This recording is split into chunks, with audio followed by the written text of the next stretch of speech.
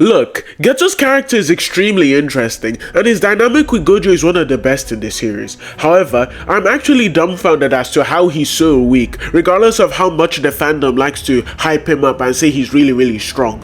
I don't dislike him as much as I do with Yuta, however, on this channel, no fraud is being left hidden. So today we'll be going over his feats throughout the series and explaining why they don't really match up to him being as strong as many people hail him to be. If you like this video, please remember to like and subscribe, and let's get into the exposing of a fraud.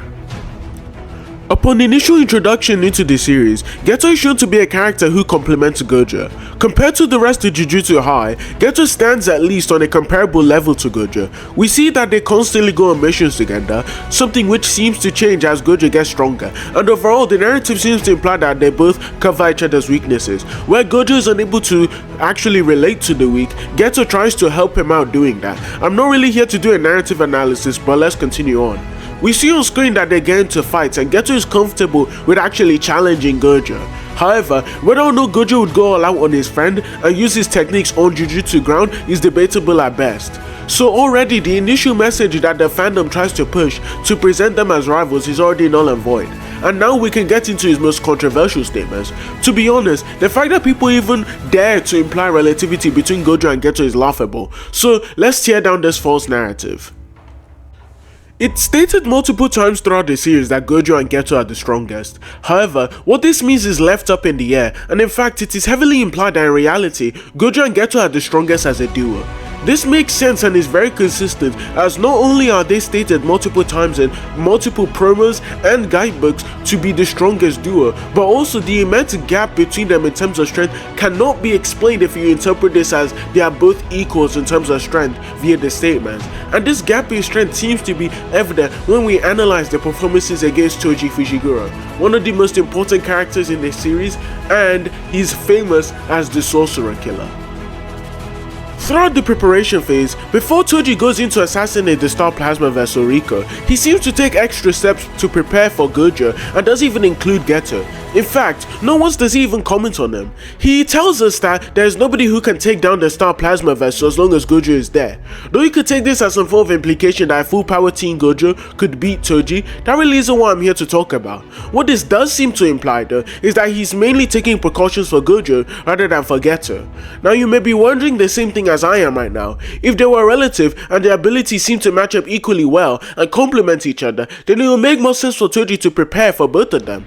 However, his lack of mention seems to give me the same hint. The same way how your phone tells you that I call a scam likely, I seem to be detecting a fraud right now. Now, to further determine as to whether or not this inclination that Geto is a fraud is true, we must compare their performances between a super fatigued Gojo to Geto. Now, this is really a double-edged sword for the Geto fans, because if Gojo is not fatigued and he outperforms Geto, then all of their headcanon about how prime, full power teen Gojo and Geto are complete equals is just completely false. But if he is fatigued and he still outperforms him, then that just goes to show that the gap between their strengths is just completely immense. Now, many people try to argue that Gojo isn't fatigued, however this doesn't seem to be true, as the reason why he is constantly running RCT on his brain once he becomes a third year and actually reaches special grade status is because his brain is getting worn down by constant usage of Infinity. Now we know throughout the fight against Gojo Sukuna that your brain actually plays an integral role in your ability to control your cursed energy, and we even see this back in Goodwill. Whenever Yuji actually learns how to control his cursed energy better and he hits Black Flash, we know very blatantly that the way he's doing that is through a mental process, so of course he would have something to do with his brain. Gojo's entire arsenal and his cursed energy control is integral to his strength, which is determined by his brain, as without his brain he wouldn't be able to control his cursed energy. This is very obvious stuff, guys. Now, we also know that if we assume for the sake of the argument, if Gojo and Geto are supposed to be relative, then within reason we should say that Geto should be massively outperforming and even surprising Toji with his strength compared to the super fatigued Gojo that he fought beforehand. So what would be most appropriate here is to actually compare their performances. If Geto does actually outperform Gojo, then we can sit down and we can clap and all say that I'm wrong. But clearly, as you can tell from the title of this video, I'm not. So let's actually get into it. At the start of Gojo's first fight with Toji, which is the only one that's even remotely comparable, Gojo gets stabbed through the back. However, even while off guard, he's still able to block and guard his internal organs. Geto tries to get involved, however his curse just gets one shot by Toji with the Soul Split Katana, which is kind of embarrassing. As the fight continues, Gojo comments on Toji's lack of cursed energy and his immense speed, and is still able to keep track of him through tracking his movements through the curse on his back, and react to him by sending him flying with blue. We see quite blatantly that though Toji has Gojo on the defense, they seem to be quite comparable, with Gojo even gaining confidence after seeing Toji fight a little more, even kind of poking at him and saying that he can't get close, so he won't actually be able to defeat him. We know very well how Toji wins this fight, not only by turning off Gojo's curse technique, but the way he's able to do so is kind of underhanded, as he blocks Gojo's vision with fly heads, which do have cursed energy, clouding the sight of the vision of the sixth eyes. Yet, Gojo is still able to react at super close range to somebody with immense speed like Toji. Now, this performance is pretty decent to say the least, once we take into account all of the nerfs that he has. Now, when we analyze Geto's performance, he doesn't even seem to do much particularly, aside from get a little cut on Toji's ear.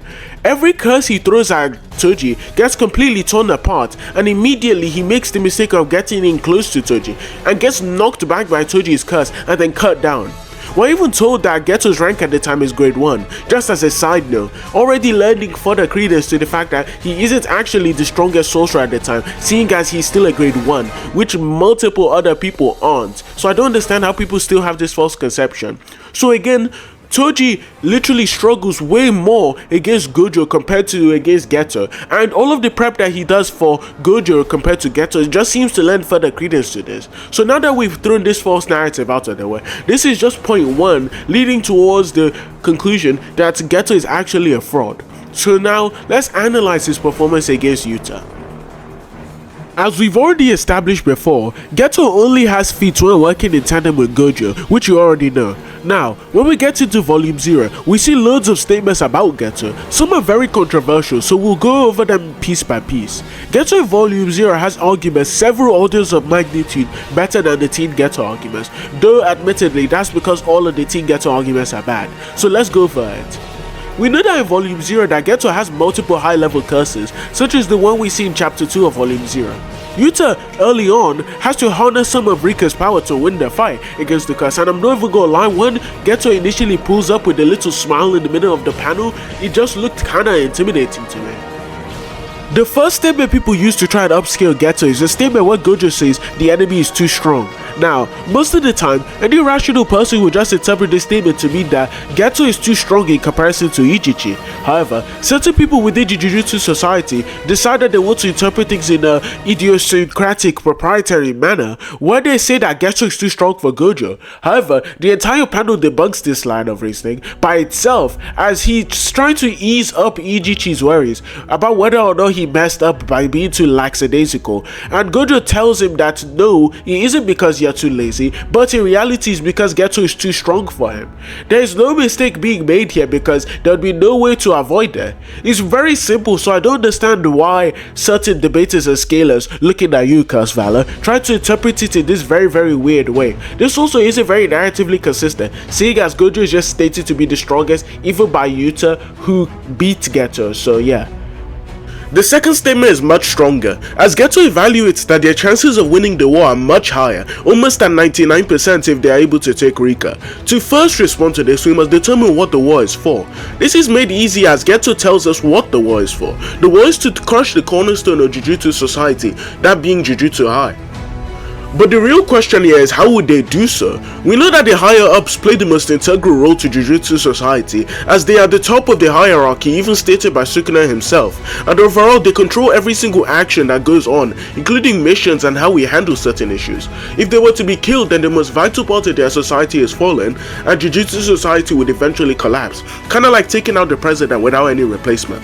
With this in mind, what Geto is likely talking about is whenever he makes this statement is his ability to actually kill the higher ups. Now with his regular curses he'd be unable to do so, as the sorcerers would likely be able to kill them all. However, with a curse like Rika, who is immensely powerful in comparison to all of the other people, then they would serve as a good distraction, especially for somebody who is as powerful in his own right, no matter how fraudulent he is, like Geto. We see that Geto isn't as much of a threat as many of his fans would like to believe he's portrayed as, because not only does he go relative with one of the biggest frauds in the series, that being Yuta, only being rivaled by Jogo, he doesn't even notice Geto's arrival.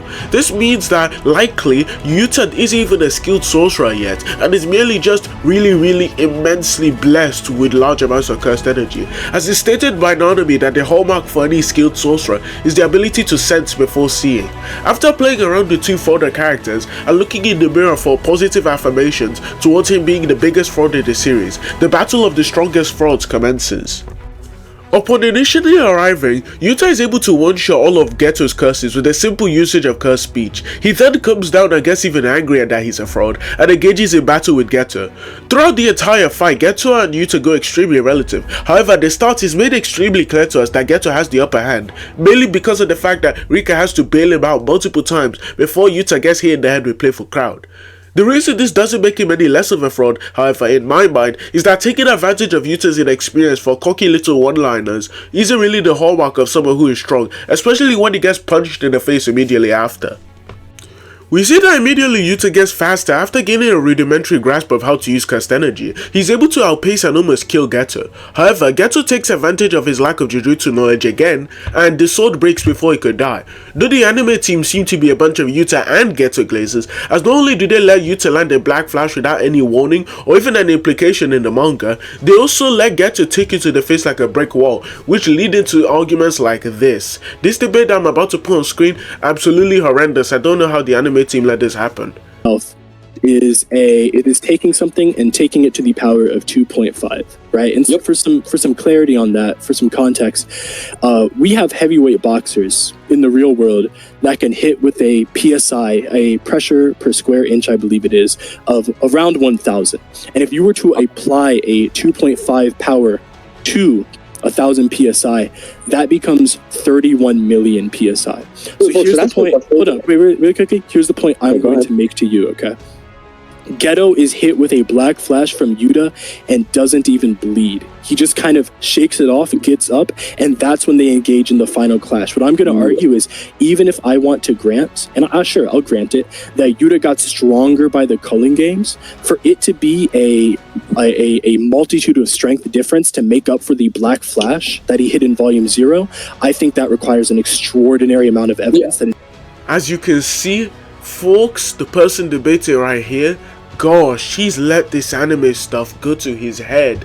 The anime team really should have added that in.